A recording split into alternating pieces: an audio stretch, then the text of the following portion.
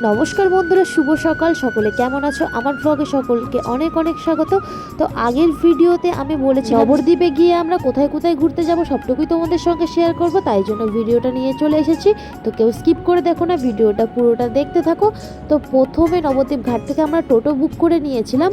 আর প্রথম এই মন্দিরটা পড়েছিল, এটি হলো শ্রী গৌরাঙ্গ মহাপ্রভুর জন্মস্থান। আমার পক্ষে যতটুকু শেয়ার করা সম্ভব হয়েছে আমি আমার সাধ্যমতো করেছি, এবার বাকিটুকু তোমাদের হাতে।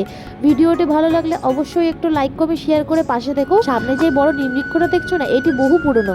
আর এখানে প্রচুর মানুষ দেখছিলাম নিজেদের মনস্কামনা করছিল আর মানত করার জন্য এখানে লাল ধাগা বাঁধছিল। মন্দিরটা তো তোমাদেরকে দেখালাম, আর এটি হলো সেই পুরনো নিম বৃক্ষ। আর মেন মন্দিরটা এখন বন্ধ আছে, সেই কারণে আমি তোমাদেরকে দেখাতে পারলাম না। কিন্তু মন্দিরের পিছনে আরও একটি সুন্দর দেখার জিনিস আছে, তো চলো আমার সাথে। আর এই অসাধারণ মূর্তিটা আমার সঙ্গে দর্শন করো। তো আমি বলবো না গাইস এটা কিসের মূর্তি, তোমরা অবশ্যই কমেন্ট করে জানাও। এই তো মন্দির ঘোরা কমপ্লিট, তারপরে খিদে পাচ্ছিল, ওই জন্য বাইরে বেরিয়ে দেখি গেটের বাইরে আঙ্কেলটা খুবই সুন্দর পেয়ারা মাখা মাখছিল।